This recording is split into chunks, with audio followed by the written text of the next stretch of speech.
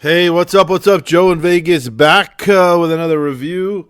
The Black Crowes. So I wasn't going to do a review on this, honestly, because they played the same set of Super Bowl shows last year. They came Super Bowl weekend. They played two nights, Friday night and Saturday night. I went to one of them. I hadn't seen them in a long time, and I remember loving the show. It was great.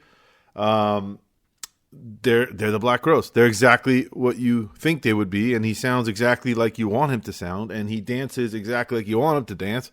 And it is, and I said this in my last review, it's so pure. It's pure Southern rock and roll. I don't know of a single band, maybe Leonard Skinner, that's as pure of like a Southern rock band as the Black Crowes. So because I went last year, I honestly went there thinking, I'm not going to do a review. I'm just going to go enjoy the show. I always enjoy the shows, but I wasn't. I put on my fan hat, take off my critical hat, and put on my fan hat, and just go and enjoy the show, which I did. And then I woke up this morning, and I'm like, I'm going to do a review because there's a reason. The reason is, I would say the show, other than the set list, which I'll go through in a minute, was almost exactly as good as I remember it a year ago. And I started thinking about it this morning, and I started thinking that's what this band is. They're consistent. Year after year, decade after decade, they are just consistent. They are so good at what they do. They have such a sound. I know the brothers had some issues with each other, and thankfully from the fans, and if you guys ever hear this, on behalf of all fans, thank you, because we need you guys. In a world where music is going to shit, we need bands like Black Crowes to play until they're fucking 95, and we need him to shake his little I guess his moneymaker, but shake the way he dances is almost as signature as his voice and his look. So let me get into the set list. So they're playing two nights. They played last night. They're playing tonight. I'm not going tonight. I'm going to go see U2 again, but I don't know if they're going to do the same set list. This looks like it was a different set list than what they play on their regular tour, which I think is cool, and it's probably a nice treat for fans. So let me pull this up. So the show, just so you know, the tickets were so super affordable. I think I bought tickets in the second level, and I paid, I think it was $69 a ticket. And then a friend was in town who's buddies with their management, and we ended up getting through the band. But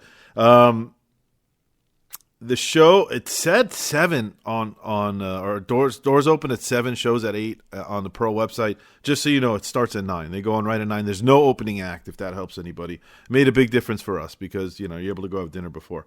Okay, here's the set list. Bedside Manner, Sting Me, Twice as Hard. What a song, man. Gone, Sister Luck, Paint and 8, Hard to Handle, the Otis Redding cover. That was the song that really, I think, broke them. Came out of nowhere. I remember what year it was. It must have been, I don't know if it was late 80s or early 90s, maybe around 1990.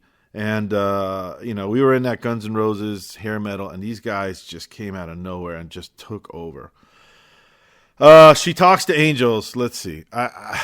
Got to be one of the best rock ballads ever written. And I was telling my friend last night when we were leaving, they're 30, 40 years old, this band. It's amazing to me the passion that he still sings with. These songs he's been singing for, 30, 40 years, 35 years. I don't know how you do that. I go to work every day. It's just, routine. Sure, there's moments you have some passion about things, but to sing songs like She Talks to Angels, they have to be sung in that way. He can't call in that song. For that song to work, because it's so powerful and it means so much to so many people, for that song to work, he needs to sing it the way it's supposed to be sung, and he does. And every time I've seen him, he does. And you could see he's not faking it. He means it, and it makes that song so much more special. It is one of my favorite songs, I think, of all time. Thorn in My Pride, Goodbye Daughters of the Revolution, Wanting and Waiting, and then Jealous Again, which I think might be there. Other than She Talks to Angels, Jealous Again might be my favorite song by them. It's such a fucking rock song, And then they did Remedy, which they closed out with. Also, these songs are, what's the word? Timeless. Timeless is the right word. They don't get old, these songs. They can be singing these songs in the year 3000, and they will still sound as authentic and real and consistent. Those are the words that kept popping in my head the whole night. They are real. They are authentic. They are consistent. They are fucking great. They are one of the best rock bands, I think, out there. Then they left the stage, came back, and did Virtue and Vice, which is a great song. Great show. It's such a great show for the price. When people are paying hundreds of dollars to see these, I don't even Bad Bunnies and Cardi B's and Ices and Ice Spices, whatever the fuck their names are. People are paying $500 a ticket.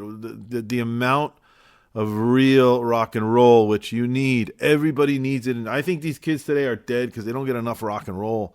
Rock and roll, it's like nourishment. It's like nutrients for your soul. There's the guitars, those chords that they play, they're so synonymous with Black Crowes, and they're so synonymous with rock.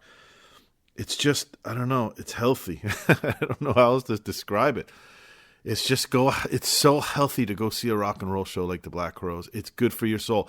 Mix it in, it's like an ingredient. Mix it in with a little whiskey and a little gambling, and you are it does something to you, and it's healthy, and that's why everybody should go see this show. 9.2 out of 10 all day long. I don't think these guys will ever put on a show that's not a 9 out of 10 or above. I don't even know if they're capable of having. I think Chris Robinson on a bad night is better than most people on their best night. I honestly feel that way. That guy is a treasure. He's a gift to rock and roll. And I'm so happy they're touring again. They did announce a new album. I think that song was Wanting and Waiting. I think that's their new song. It was good. It sounded like old Black Crowes. I think it's coming out in a few weeks. So looking forward to checking that out. Great time. Great show. Great. Always, every time. Thanks for listening. Leave some comments if you've seen them. If you're at this show, if you're going tonight, have a great time. Thanks for listening. Subscribe, and I will see you at the next show. Bye-bye.